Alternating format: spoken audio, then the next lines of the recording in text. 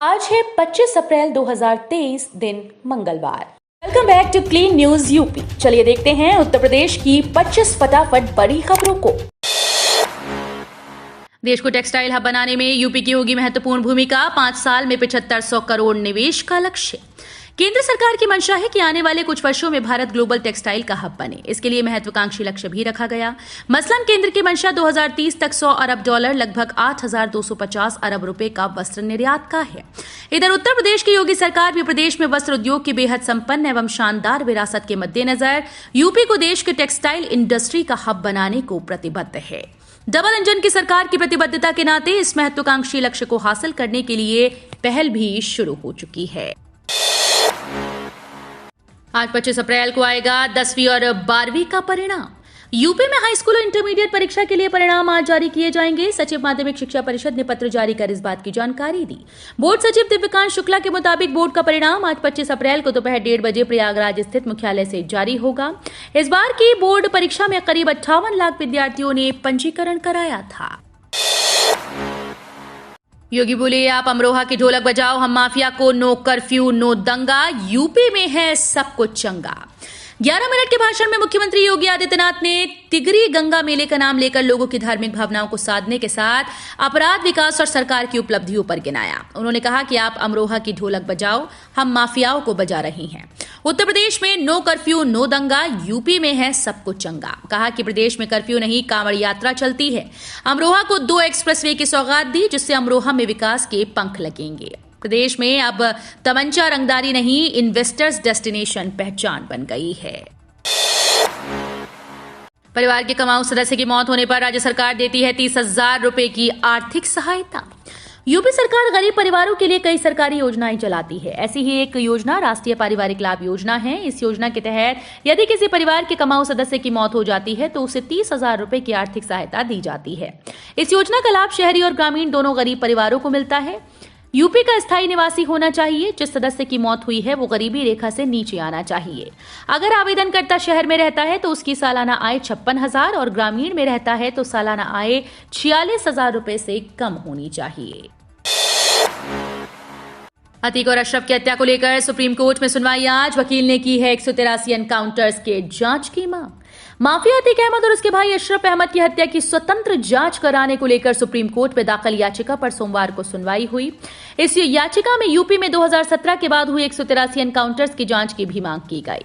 अधिवक्ता विशाल तिवारी की ओर से दाखिल याचिका में अतीक अशरफ हत्याकांड की स्वतंत्र जांच और 183 एनकाउंटर्स की जांच सुप्रीम कोर्ट के रिटायर्ड जज की निगरानी में कराने की मांग की गई।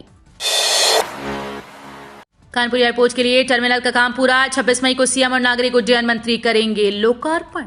4 साल में तमाम उतार चढ़ाव के बाद आखिरकार कानपुर एयरपोर्ट के नए टर्मिनल का काम पूरा हो गया है। सब कुछ ठीक रहा तो 26 मई को इसका लोकार्पण नागरिक उड्डयन मंत्री ज्योतिरादित्य सिंधिया और सीएम योगी आदित्यनाथ करेंगे। कार्यदायी संस्था यूपीआरएनएल के अफसरों और कॉन्ट्रैक्टर टीम ने छूटे कामों को अंतिम रूप दिया। एयरपोर्ट अधिकारियों ने बताया कि नए टर्मिनल का लोकार्पण मई के पहले हफ्ते में प्रस्तावित था, लेकिन निकाय चुनाव की आचार संहिता के चलते लोकार्पण तिथि 26 मई को प्रस्तावित की गई। नोएडा में किसानों के लिए 2 खुशखबरी। अथॉरिटी 500 करोड़ रुपए बांटेगी, मुआवजा दरों में हुई बढ़ोतरी। नोएडा के किसानों के लिए 2 खुशखबरी है। नोएडा में इस साल बड़ी जमीन खरीद होने वाली है। किसानों को मुआवजा देने के लिए नोएडा अथॉरिटी ने 500 करोड़ रुपए का बजट सुरक्षित किया। साथ ही नोएडा के किसान लगातार मुआवजा दरें बढ़ाने की मांग कर रहे थे। अब मुआवजा दर 5,324 प्रति वर्ग मीटर कर दी गई है। नोएडा अथॉरिटी ने जेवर एयरपोर्ट को दिए 1830 करोड़। नोएडा अथॉरिटी की बोर्ड बैठक हुई जिसमें कई महत्वपूर्ण प्रस्ताव पास किए गए। बजट से जुड़े प्रस्ताव महत्वपूर्ण हैं। इस बार नोएडा प्राधिकरण का बजट करीब 70 अरब रुपए रहेगा। इस दौरान नोएडा की मुख्य कार्यपालक अधिकारी ऋतु महेश्वरी ने बोर्ड को बताया कि जेवर में बन रहे नोएडा अंतर्राष्ट्रीय एयरपोर्ट के लिए प्राधिकरण ने अपनी हिस्सेदारी का पूरा पैसा दे दिया। नोएडा इंटरनेशनल एयरपोर्ट में अथॉरिटी की हिस्सेदारी 37.5% है, जिसके लिए अब तक 1830 करोड़ रुपए का भुगतान किया गया है। भदोही में नामांकन के अंतिम दिन आचार संहिता का हुआ उल्लंघन। यूपी निकाय चुनाव के दूसरे चरण के लिए नामांकन के अंतिम दिन भदोही जिले में नामांकन स्थलों पर प्रत्याशियों व उनके समर्थकों का हुजूम उमड़ा। इस दौरान कहीं पर भी सुरक्षा को लेकर व्यवस्था नाकाफी दिखी। इस कारण प्रत्याशी और उनके समर्थक जमकर आचार संहिता की धज्जियां उड़ाते दिखे, जिससे जाम की स्थिति बन गई। जाम में एक एम्बुलेंस भी फंस गई, जिसे किसी तरह रास्ता दिया जा सका। धारा 144 लागू होने के बाद भी बड़े बड़े जुलूस, 7 प्रत्याशी सड़कों पर दिखे। ज्ञानवापी से जुड़े प्रकरण की 3 मई को होगी सुनवाई। वाराणसी के बहुचर्चित ज्ञानवापी से जुड़े एक ही प्रकृति के 7 मामलों के साथ एक साथ सुने जाने के मसले पर 3 मई को सुनवाई होगी। इस मामले में पहले 21 अप्रैल को जिला जज के कोर्ट में सुनवाई होनी थी। उस दिन अवकाश होने के कारण नहीं हुई। सोमवार को अधिवक्ता राजेंद्र सेठ के निधन से बार एसोसिएशन द्वारा शोक प्रस्ताव के मद्देनजर सुनवाई नहीं हुई। नगर निकाय में अध्यक्ष पद पर 120, सभासद पद पर 734 ने किया नामांकन। अब होगी पर्चों की जांच। हाथरस जिले में 9 नगर निकायों के लिए नामांकन प्रक्रिया के तहत आखिरी दिन सभी तहसीलों में अध्यक्ष व सभापति पदों पर नामांकन दाखिल करने वालों का हुजूम रहा। जिले में नगर निकायों में अध्यक्ष पद पर 120 नामांकन दाखिल हुए। वहीं दूसरी ओर से सभासद पद पर दलीय व निर्दलीय 734 प्रत्याशियों ने नामांकन दाखिल किया।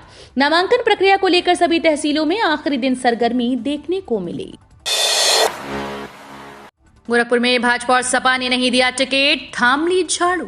गोरखपुर नगर निकाय चुनाव में भाजपा, सपा और बसपा 2 दावेदारी ठोकने वाले नेताओं का अपने अपने वार्ड से पत्ता कटा तो उन्होंने आम आदमी पार्टी का दामन थाम लिया। अब आपकी नीतियों के जरिए झाड़ू चुनाव चिन्ह से मैदान में है। यही बागी अब भाजपा और सपा के लिए चुनौती बन गए हैं, क्योंकि इन्हें भाजपा और सपा के सभी गुणागणित का पता है। ये लोग भाजपा और सपा की नीतियों को हवा हवाई बताकर आपकी दिल्ली सरकार की नीति का गुणगान करने में जुटे हैं। केशव प्रसाद मौर्य बोले, गुंडाराज हुआ खत्म, प्रदेश में ट्रिपल इंजन की सरकार बनाए। उत्तर प्रदेश में निकाय चुनाव के बीच उप मुख्यमंत्री केशव प्रसाद मौर्य ने कहा कि समाजवादी पार्टी ने अपराधियों को राजनीति में लाने का अपराध किया। अपराध को बढ़ावा देने वाली सपा को जनता ने सत्ता की चाबी सौंपना बंद कर दिया। इसलिए निकाय चुनाव में प्रदेश के सभी 17 नगर निगमों में कमल खिलने जा रहा है। खती बाबा में एक जनसभा के दौरान उन्होंने ये बयान दिया। अखिलेश से मिले बिहार के सीएम नीतीश, बोले सभी के साथ मिलकर भाजपा को सत्ता से बेदखल करेंगे। बिहार के मुख्यमंत्री नीतीश कुमार व उप मुख्यमंत्री तेजस्वी यादव सोमवार को सपा के राष्ट्रीय अध्यक्ष व यूपी के पूर्व मुख्यमंत्री अखिलेश यादव से मिलने के लिए लखनऊ पहुंचे। तीनों नेताओं से मुलाकात के बाद मीडिया को संबोधित किया। इस मौके पर नीतीश कुमार ने कहा कि हमारी बातचीत बड़ी सकारात्मक रही। इस समय देश में जो हालात हैं, लोकतंत्र खतरे में है। देश के लिए कोई काम नहीं हो रहा, सिर्फ प्रचार हो रहा है। सभी दलों से बातचीत जारी है।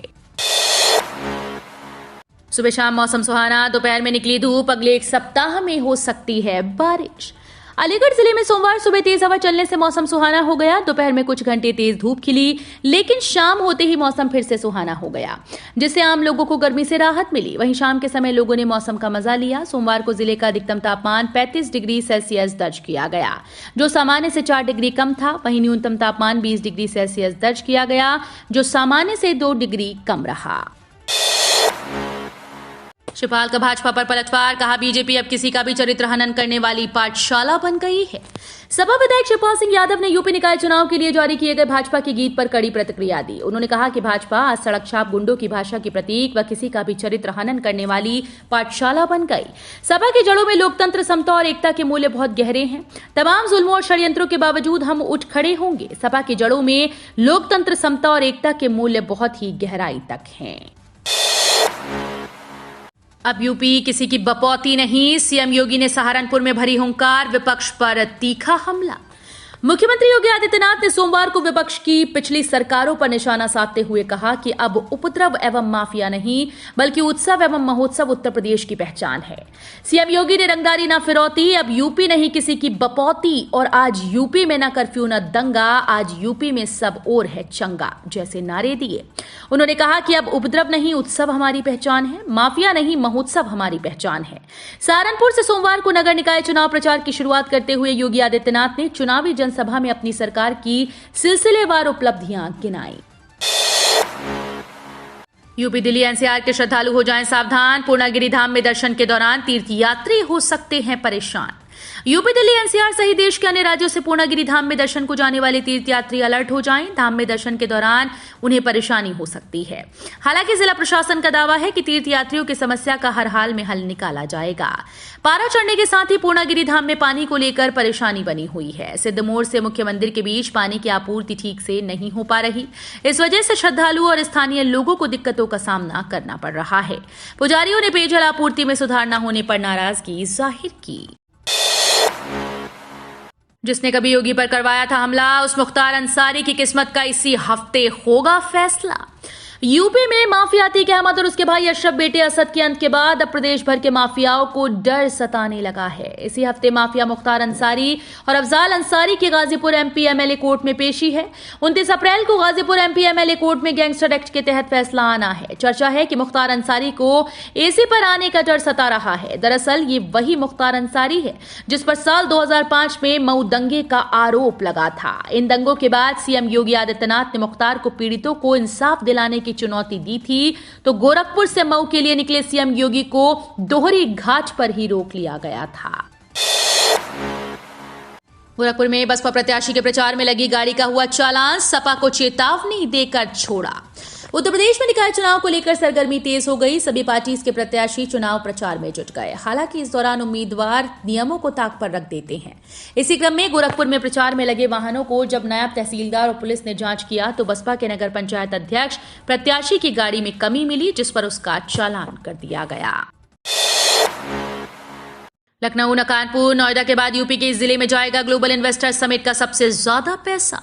वैश्विक निवेशक सम्मेलन में आए निवेश प्रस्ताव के हिसाब से इस साल सबसे ज्यादा धरातल पर उतरने वाला निवेश गौतम बुद्ध नगर में दिखेगा। उसके बाद सीधे सोनभद्र में। लखनऊ तीसरे व कानपुर चौथे नंबर पर है। योगी सरकार इसी साल अक्टूबर में निवेश परियोजनाओं का शिलान्यास कराने जा रही है। अतीक के दफ्तर में अब किसका खून, जगह जगह धब्बे, टूटी चूड़ियां और चाकू मिला। माफिया अतीक अहमद और उसके भाई अशरफ की हत्या के 9वें दिन यानी सोमवार को प्रयागराज के चकिया स्थित उसके दफ्तर में जगह जगह खून के धब्बे मिले। इसके साथ ही दफ्तर में कुछ टूटी चूड़ियां और सब्जी काटने वाला चाकू भी मिला। सूचना पाकर मौके पर पहुंची पुलिस मामले की पड़ताल में जुटी है। पुलिस ने कहा है कि जल्दी जांच से साफ हो जाएगा कि दफ्तर में बिखरा खून आखिर किसका है। भाजपा ने 21 मुस्लिम प्रत्याशी उतारे चुनावी मैदान में। मेरठ नगर निगम पार्षद चुनाव में भारतीय जनता पार्टी ने मुस्लिम समाज के 21 प्रत्याशी चुनावी मैदान में उतारे। भारतीय जनता पार्टी के महानगर अध्यक्ष मुकेश सिंघल ने अंतिम दिन ये घोषणा की। भाजपा अल्पसंख्यक मोर्चे के पश्चिम क्षेत्र मीडिया प्रभारी नासिर सैफी ने कहा कि सभी प्रत्याशियों को भाजपा अल्पसंख्यक मोर्चा मजबूती के साथ चुनाव लड़ाएगा। बसपा ने महापौर के 7 उम्मीदवारों का किया ऐलान। बसपा ने सोमवार को यूपी निकाय चुनाव के लिए 7 महापौर के उम्मीदवारों की घोषणा कर दी। पार्टी ने कानपुर, मेरठ, शाहजहांपुर, अयोध्या, गाजियाबाद, अलीगढ़ और बरेली के महापौर प्रत्याशियों की घोषणा की। बसपा ने कानपुर मेयर पद के लिए अर्चना निषाद, मेरठ के लिए हसमत अली, शाहजहांपुर के लिए शगुफ्ता अंजुम, अयोध्या के लिए राममूर्ति यादव, गाजियाबाद के लिए निसारा खान को प्रत्याशी बनाया। यूपी वन दरोगा भर्ती मुख्य परीक्षा की डेट घोषित। उत्तर प्रदेश अधीनस्थ सेवा चयन आयोग लखनऊ ने वन दरोगा मुख्य परीक्षा विज्ञापन संख्या 6 परीक्षा बटे 2022 की तिथि घोषित कर दी। आयोग की ओर से जारी नोटिस के अनुसार वन दरोगा मुख्य परीक्षा के तहत प्रधान मुख्य वन संरक्षक, वन एवं वन्यजीव विभाग, उत्तर प्रदेश के नियंत्रणाधीन वन दरोगा के रिक्त 701 पदों पर चयन के लिए मुख्य परीक्षा जनपद लखनऊ में दिनांक 30 अप्रैल 2023 रविवार को सुबह 10 बजे से 12 बजे तक आयोजित की जाएगी। तो ये थी आज की 25 फटाफट बड़ी खबरें। अगर आपको न्यूज पसंद आई हो तो वीडियो को लाइक और शेयर जरूर करें। धन्यवाद।